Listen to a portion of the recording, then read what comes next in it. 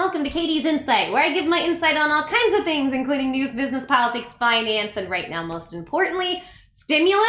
And we're also talking lots and lots of election stuff because y'all, I think stimulus and the election are going to get crazier and crazier. The election's even more weird in my opinion, and we're going to see more weird stuff come out, and I'm going to cover it all. I want to cover both sides. So today I am so happy that I'm jumping much more today into stimulus news. So the majority of these videos today, you're going to see are really tailored and highly focused towards stimulus. Before I get too into this, because this is going to be a pretty deep, intensive video, I just wanted to remind you guys, if you could please do me a big favor, help me out in this channel, give me a big thumbs up, like the video, subscribe if you haven't yet, hit notifications, comment, and share the content. It all helps me. And I'm giving away $100 gift cards, and that's all you have to do. Like the video, subscribe, hit notifications, comment, share the content, boom, you're entered, you're eligible. Do it for every video you see, and the more times you comment and the more times you share the content, the more chances you have of being eligible. If you leave 50 comments, you have 50 times more chance to win a gift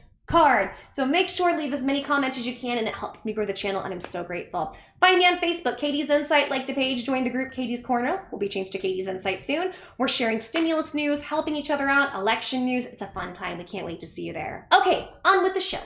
So where are we at right now? Well, as you guys know, the media has declared Biden as the winner. However, there are a lot of interesting things that could happen between now and in January when somebody is actually sworn in and confirmed. I am not necessarily telling you, I'm not trying to give you an opinion of what I want to happen, what I think should happen necessarily, but I'm going to tell you until the legal issues are over with Trump. And when I say legal issues, Trump is challenging this. He has been recruiting the best, most brilliant legal minds in the country. I know because my lawyer is actually one of those people that's working on this situation at Trump headquarters. So my wonderful lawyer that I've worked with at Whitey and Miller, Chris Austin. Y'all give Chris Austin some love in the comments. If you ever have issues, call Chris, especially issues with internet law or that sort of thing, but brilliant minds.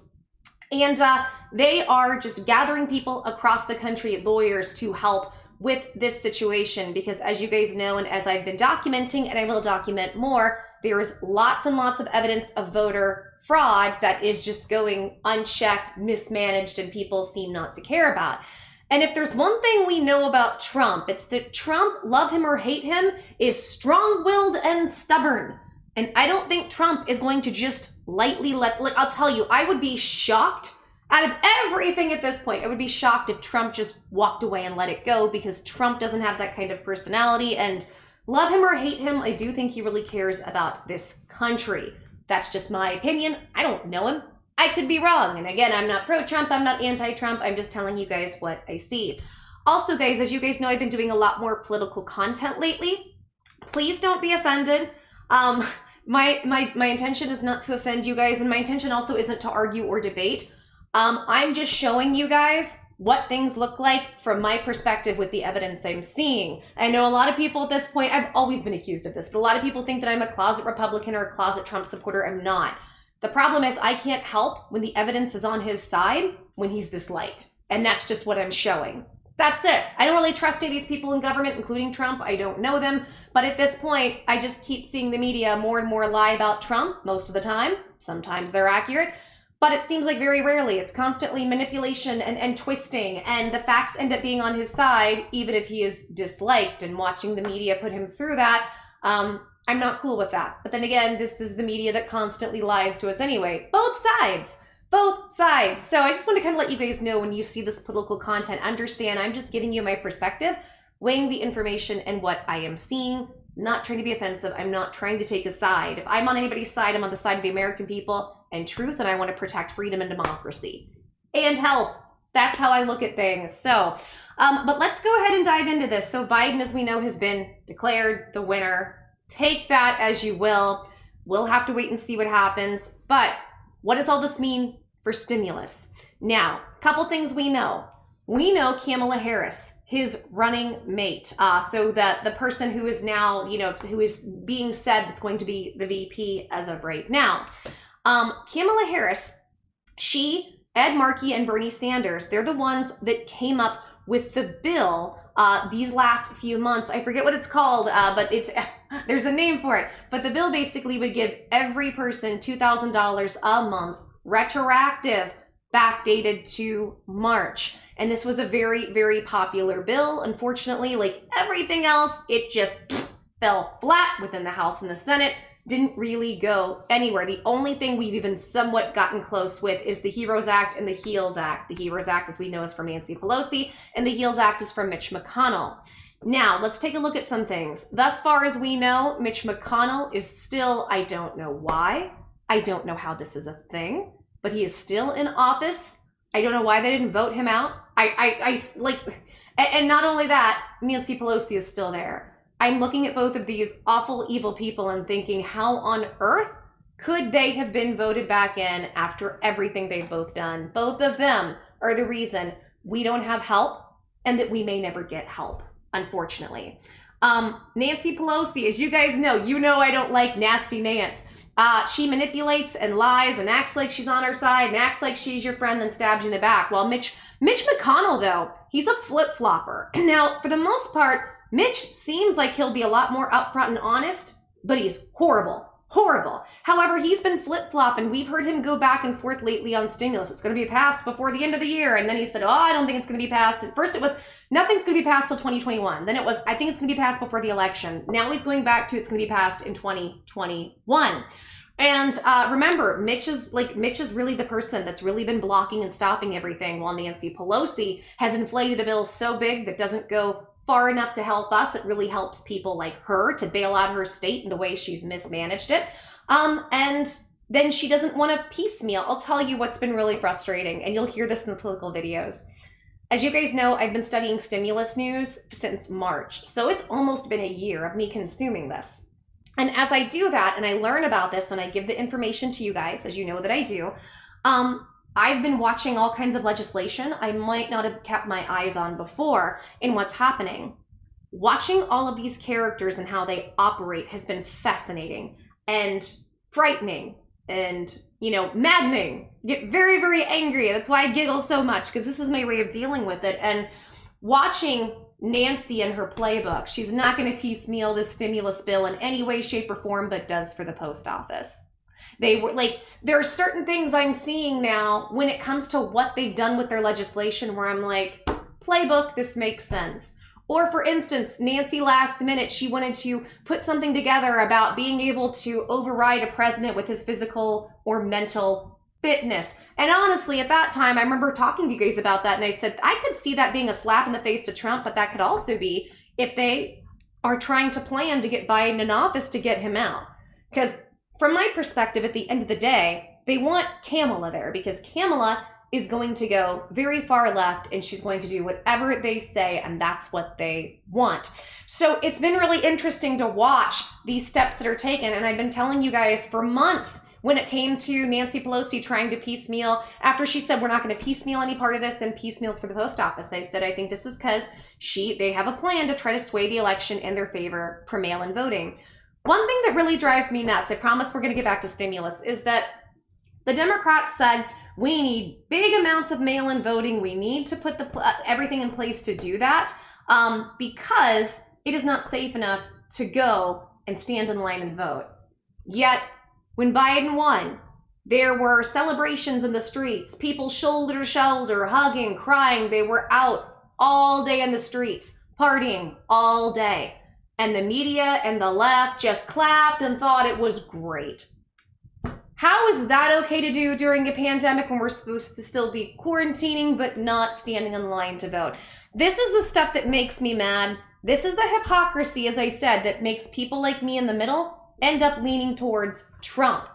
Why is it we can't go do the things that we need to do in our daily lives, or if we do, limit it as much as possible? But if you want to go protest and you want to turn those protests into something that's not very nice, infer what I'm saying so YouTube doesn't get mad at me, that's totally okay to do.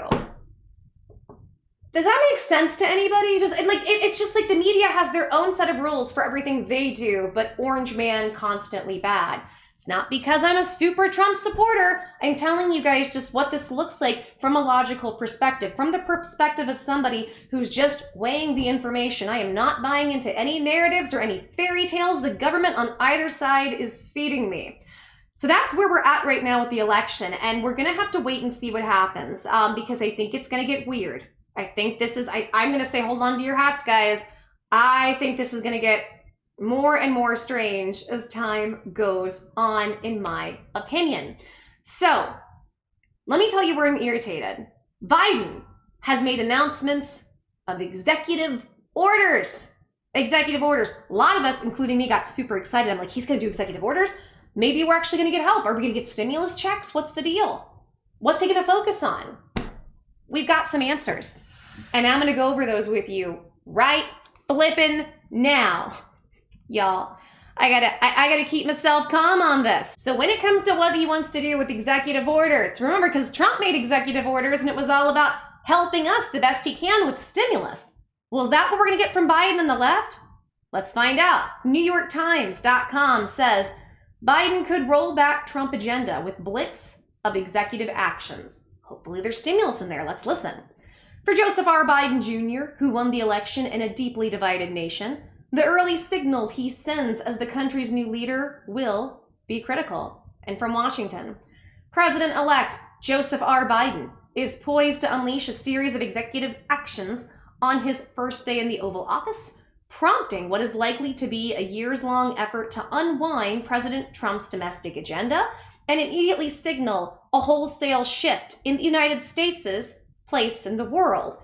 I hope he undoes all the work Trump did to try to undo Biden's 1994 crime bill that has been more devastating to minorities than a lot of bills that have been passed in this country. Biden pushed that through. Trump's actually been trying to let minorities and different people who are in prisons for BS reasons or really minor offenses to get out earlier. He's been trying to help that reform. So I hope Biden goes back to hurting minorities again, because that's what he's been doing. This is the thing that makes me the most mad, guys. I'm not trying to attack Biden because I'm trying to attack the left. I'm mad at the hypocrisy, and I'm mad that people have voted for somebody that's a huge R word. In fact, more so than what people say Donald Trump is. But people have been so brainwashed and conditioned that orange man bad, get orange man out, no matter what it is, that they would put a bigger R word in office. It's frustrating. It's frustrating to look at. So you're going to hear a lot of that from me lately. It's just the hypocrisy of it irritates me. In the first hours after he takes the oath of office on the west front of the Capitol at noon on January 20th, Mr. Biden has said he will send a letter to the United Nations indicating that the country will rejoin the global efforts to combat climate change, reversing Mr. Trump's decision to withdraw from the Paris Climate Accord with more than 174 countries. Okay, so I guess the first big thing is he wants to get back in with the United Nations. Okay, so there has to be stimulus involved, so let's listen. Mr. Biden's afternoon will be a busy one. He has vowed that on day one, he will move rapidly to confront the virus pandemic by appointing a national supply chain commander and establishing a pandemic testing board, similar to Franklin D. Roosevelt's wartime production panel. He has said he will restore the rights of government workers to unionize. He has promised to order a new fight against homelessness and resettle more refugees fleeing war. He has pledged to abandon Mr. Trump's travel ban on mostly Muslim countries and to begin calling foreign leaders in an attempt to restore trust among the United States' closest allies. Every president wants to come out of the gate strong and start fulfilling campaign promises before lunch on the first day, said Dan Pfeiffer, who served as a senior advisor on the President Barack Obama and helped choreograph Mr. Obama's first day in the White House. Executive orders are the best way to do that. So hold on. So we first heard about the United Nations, right? He wants to join that, get back on climate change first day. And now we're hearing, I just want to go over this again, that he wants to help do a rapid response to the virus, and he wants to do a pandemic testing board. Okay. He wants to restore the rights of the government workers to unionize. Okay. He has promised to order a new fight against homelessness and resettle more refugees fleeing war. Okay. He has pledged to abandon Mr. Trump's travel ban on mostly Muslim countries and to begin calling foreign leaders in an attempt to restore trust among the United States' closest allies. Does anybody hear anything in there about stimulus? Does anybody really hear anything in there about helping the American people? He wants to go back to the United Nations to fight climate change. Let's entertain that this is the issue that it is being said that it is, okay? I'm not trying to take a side. I'm just saying there's a lot of debate around this. Why would that be your number one priority right now? Right now.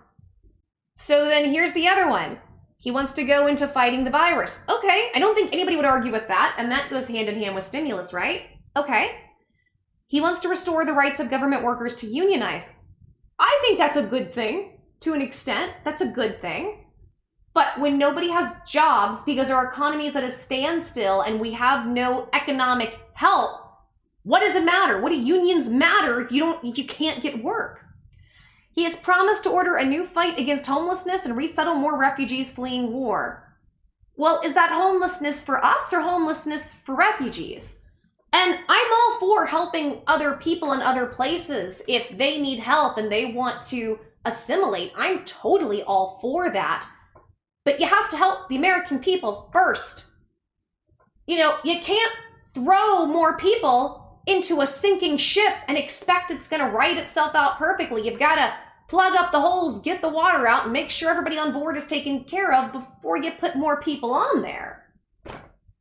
So, in his first day of office, nothing about stimulus, nothing about helping the American people where we need help right now. You want to make sure we can get back unions to those of us who can't get jobs. Brilliant. You want to make sure that other people from other countries make sure that they have a home here, but not us. Where Orange Man Bad Trump, on the other hand, did executive actions to help keep us in our homes, to help with unemployment, to help with student loan issues. None of this is in here. So how is Biden good, Orange Man bad? I'm not saying that as a Trump supporter. I'm saying it as somebody who's weighing the common sense. I'm just going to keep reading. I don't know what to do. I'm so frustrated. For Mr. Biden, who won the election in a deeply divided nation, the early signals he sends as the country's new leader will be critical. On the trail, he repeatedly said he was campaigning as a Democrat, but would govern as an American. Well, unless you count the fact that his first day in office and all these executive orders really have nothing to do with immediately helping our situation. Sure, you're an American who is in the top 1%. Absolutely. That makes me mad, guys.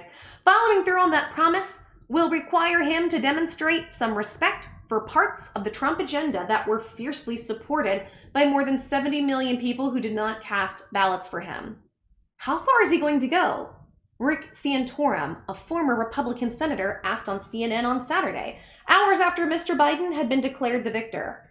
If you want to show that you want to work on a bipartisan basis, then you don't go out right away and sign all these executive orders on, it's a word for people who want to come over here and go through a process, or maybe not, depending, please infer, and bypass the Congress. But there is no question that Mr. Biden and members of his party are eager to systematically erase what they view as destructive policies that the president pursued on the environment. The same word that I can't bring up, people from other places. Healthcare, gay rights, trade, tax cuts, civil rights. The word is when women want to be able to choose what they do with their bodies. Race relations, military spending, and more. Some of what will require cooperation with Congress, which may remain divided next year. If Republicans maintain control of the Senate, Mr. Biden's pledge to roll back Mr. Trump's tax cuts are almost certain to run headfirst into fierce opposition from that chamber. Efforts to advance a more liberal agenda on civil rights and race relations, centerpieces of Mr. Biden's stump speech during his campaign, may falter. I don't know how he's going to do that when he's the one that put that 1994 crime bill in place. And when about a year ago, when debating Kamala Harris, now who is the VP, the person working with him, she called him out on being an R word and that his policies were R words. And he ended up telling her, the problem is Black mothers don't know how to be parents. Black people don't know how to be parents. We need to get the government in there and show them what to do because they just can't figure it out.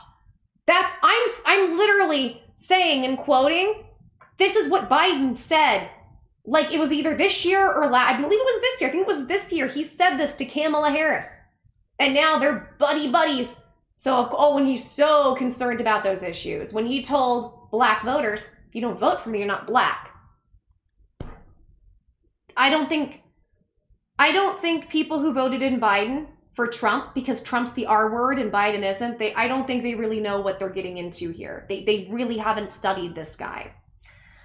So it says, and his efforts to shape the new government with appointments could be constrained by the need to win approval in a Republican Senate. We're going to get into the Senate in just a minute too.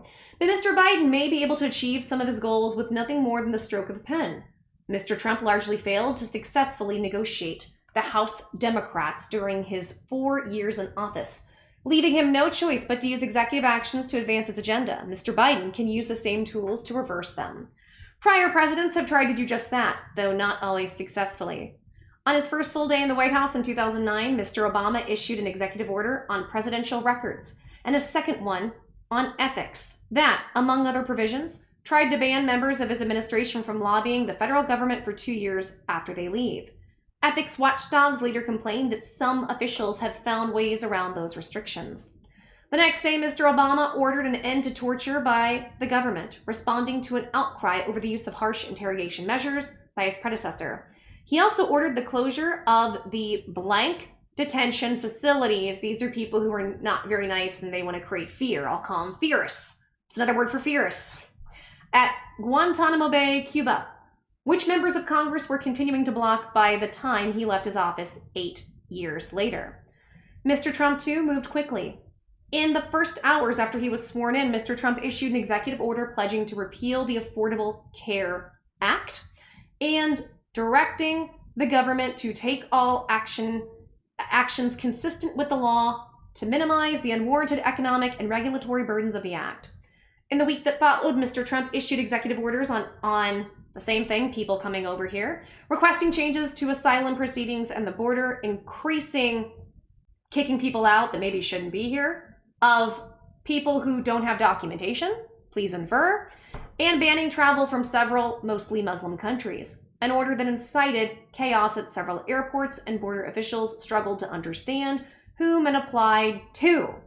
Some executive orders have become almost automatic at the start of a new administration. Mr. Biden is almost certain to move immediately to revoke the so-called global gag rule, which prohibits federal government funding for foreign organizations that provide or even talk about a woman choosing what to do with her body. The rule, also known as Mexico City policy, has been a political ping-pong ball since Ronald Reagan was president and is typically in place only under Republican administration.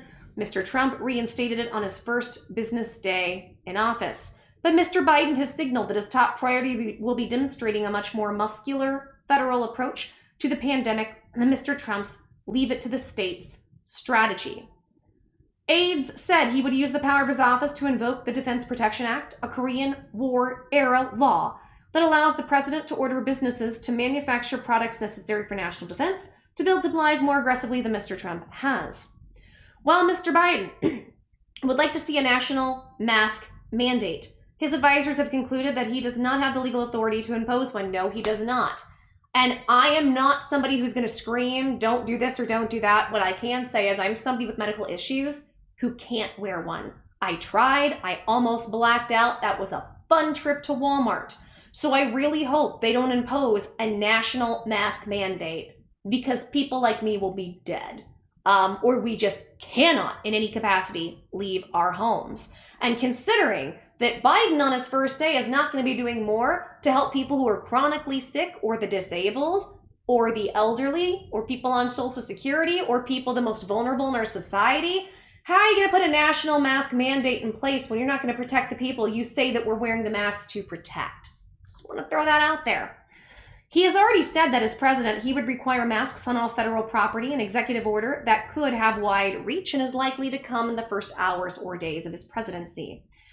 In addition to mandating masks in federal buildings, Mr. Biden has said he would require them on all interstate transportation. The president-elect has also repeatedly derided Mr. Trump's lack of ethical standards, accusing him of waging an extensive assault on Washington's norms and traditions. Mr. Biden's response to that will probably take the form of an ethics pledge to impose tough new requirements on the people who serve in his government.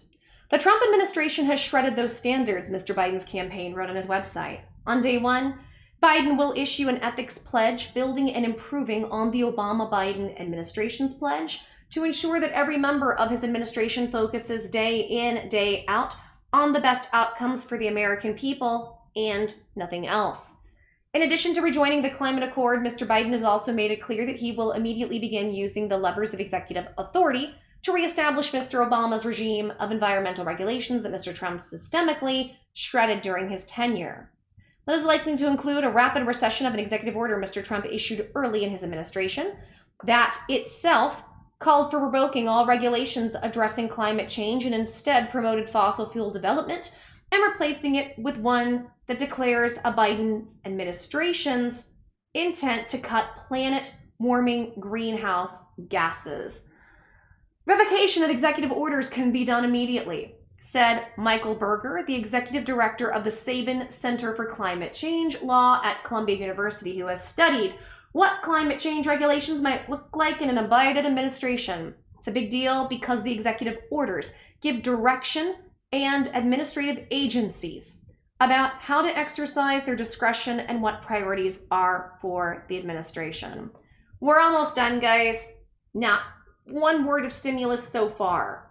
You're really concerned about the climate, and I get it. I think that is something that's a concern, but we need to keep people in our homes.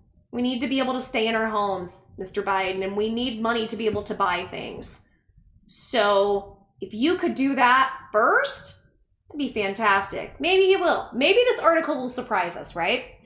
Mr. Biden may also move quickly to restore national monuments that Mr. Trump shrank soon after taking office, stop the Trump administration's expedited reviews of fossil fuel projects such as oil pipelines, and reverse the 2017 order to encourage energy exploration and production offshore, including the outer continental shelf. Efforts to assist poor communities, often situated in proximity to toxic polluting sites and bearing the brunt of climate change consequences, could also be undertaken from the White House. This one I really like. I like that plan because yes, poor communities get hit the hardest with all of the crap and then they don't have the money to fix it, and then it's mystery illness time.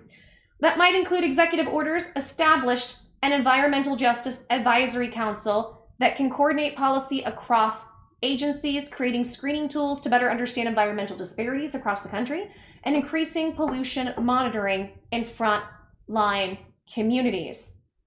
Now, I want you to understand, though, this one that I said looks great, this isn't an executive order he's going to take immediately. It just says efforts to do this could be undertaken. Well, this could happen. Passing bigger parts of Mr. Biden's environmental agenda, like eliminating fossil fuel emissions from the power sector by 2035, would almost certainly require Congress to pass a clean energy-specific law, most likely in the form of a mandate that increased percentage of electricity generated in the United States will be produced by zero-emission sources such as wind, solar, geothermal, hydroelectric power, and possibly nuclear power. Thomas J. Pyle, the president of the Institute of Energy Research, an organization that supports the use of fossil fuels, said that if history is a guide, Republicans would be unlikely to support any type of mandate. Certainly does not have a mandate for his climate plan, Mr. Pyle said. He will be constrained to executive orders and carefully crafted regulations. Let's talk. So, here's what we have, just to kind of give you guys an overview. Here's what we have so far. He wants to join the United Nations. He wants to go after climate change and executive orders.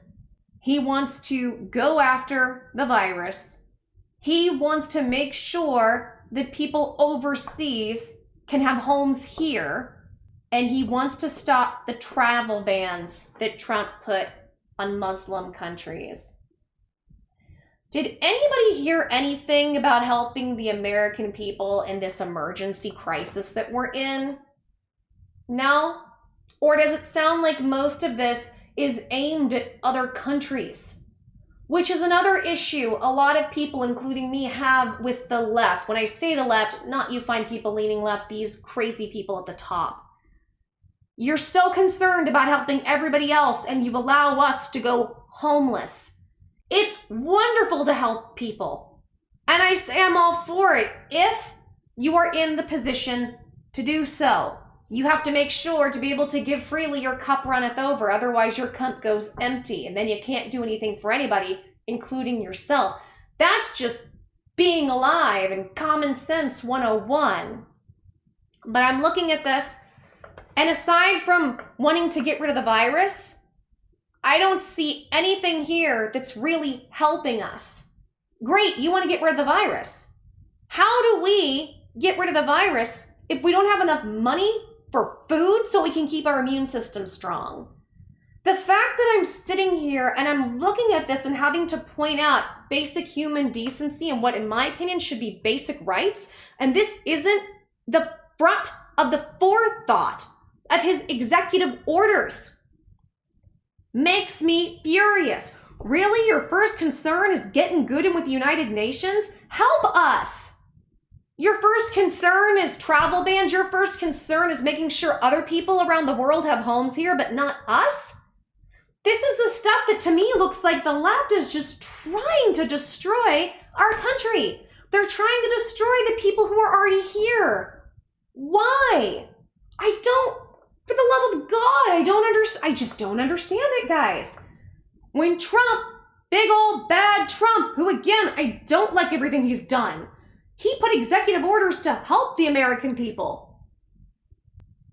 I don't understand it.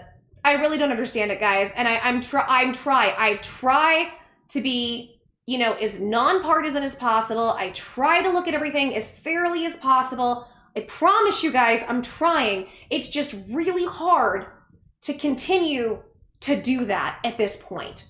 It's really hard to continue to keep that momentum for this situation because we're constantly getting screwed over as Americans, and I'm not okay with it. I'm sorry, I'm not okay with it. So I have a little bit more information, and this is from the Washington Post. I'm just gonna go over a little bit about this because I'm gonna make a whole separate video about this, but it says, President-elect Joe Biden and his advisors plan this week to demonstrate a far more assertive strategy against the virus than President Trump. And Biden may take a more proactive role in the coming weeks in congressional negotiations over an economic stimulus package. I think that paragraph, that was just a sentence. That sentence summed it up. I want to read it again. Listen to this again. President-elect Joe Biden and his advisors plan this week to demonstrate a far more assertive strategy against the virus than President Trump. And Biden may take a more proactive role in the coming weeks in congressional negotiations over an economic stimulus plan. So he wants to have a strategy to go over the virus quicker. Maybe in the coming weeks, plural, he'll do congressional negotiations over a stimulus package when Trump was pushing for that every single day. Do you see the issues, guys? Do you see the concerns? Do you see why people like me in the middle end up leaning towards Trump? You have elections that there is immense, fraudulent things going on. And then you have Biden, who just steps in, the media declares him the winner without actually knowing if he is, steps in, and he has no concern to help us quickly with stimulus. All the issues he wants to help undo, to me, it's all about PC culture and looking like you are in the moral right, you're in the social justice right, but there are no actions to actually help any of us, the suffering Americans. it's getting harder and harder for me to stay in the middle when I see this, because it's just so blatant and flagrantly disrespectful, and puts us in a very, very bad position. A position that could hurt us, hurt our lives, hurt our ability to stay alive. I'm going to just do a little more reading, and then I'm going to end this because I'm just getting irritated. Biden's proposals, some of which were posted on his new transition website, include aiming to secure funds for ramping up the virus testing, acquiring additional protective equipment such as masks and gowns, and investing $25 billion in vaccine manufacturing and distribution. Biden's aides saying they recognize the United States has one president at a time, nonetheless, hope to seize on the momentum from his victory to signal decisive action on the major crisis engulfing the nation. That could be complicated, however, by the Trump's refusal to concede and the fact that some states are still finalizing their vote counts.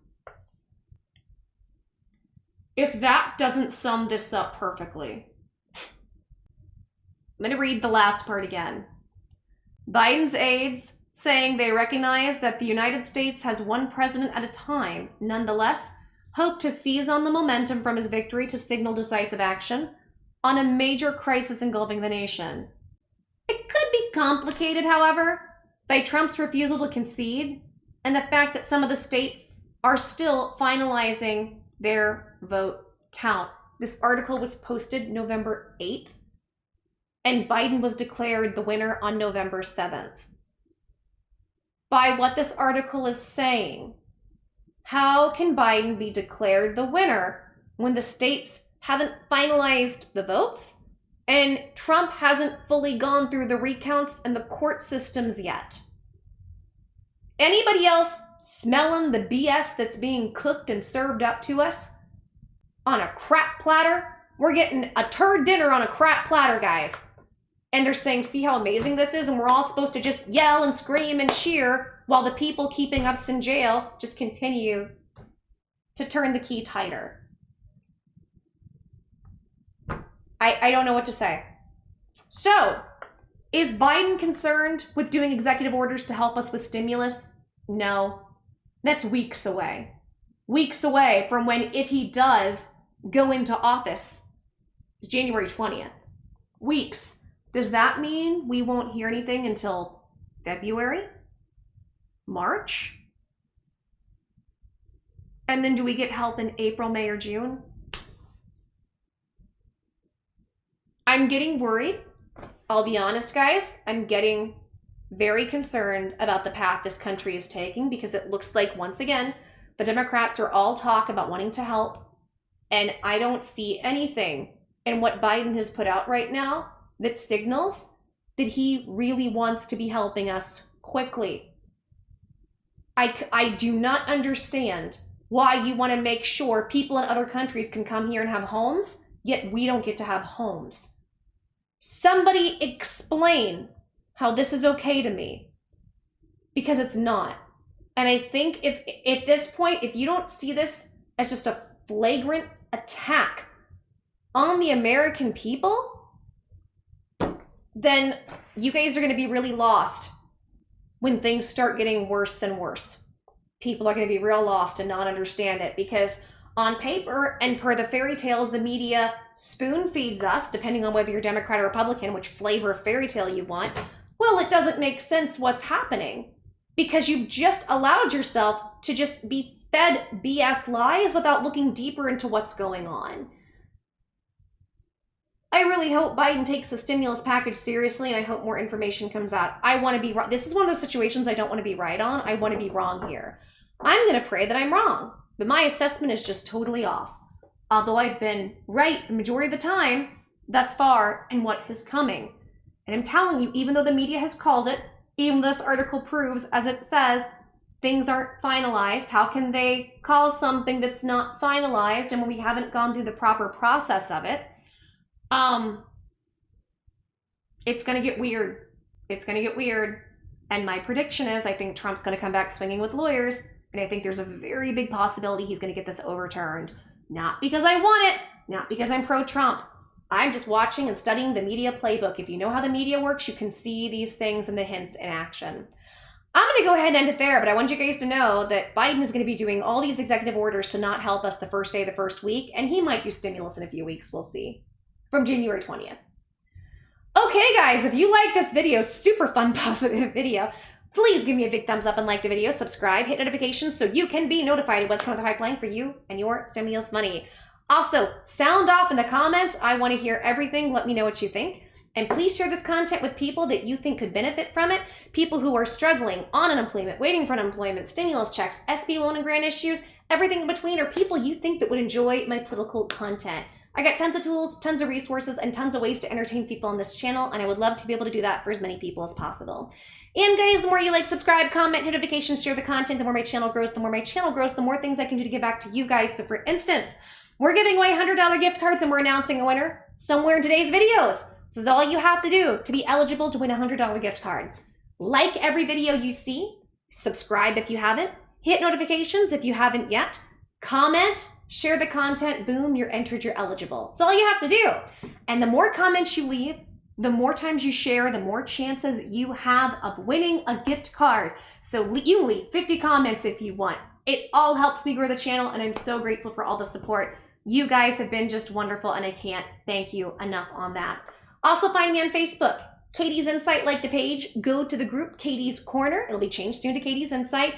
You ask all the stimulus questions you want. We're doing all kinds of stimulus help, talking about politics, the elections. It's a fun time. We would love to see you there.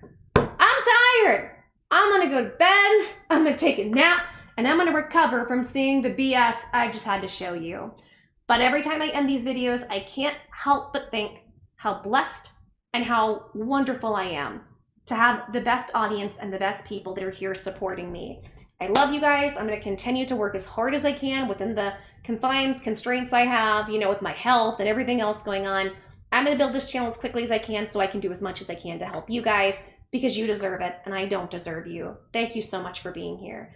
Okay, guys, take care. Blessings till the next video. I will see you soon. Mwah! Big kisses and hugs. Bye, guys.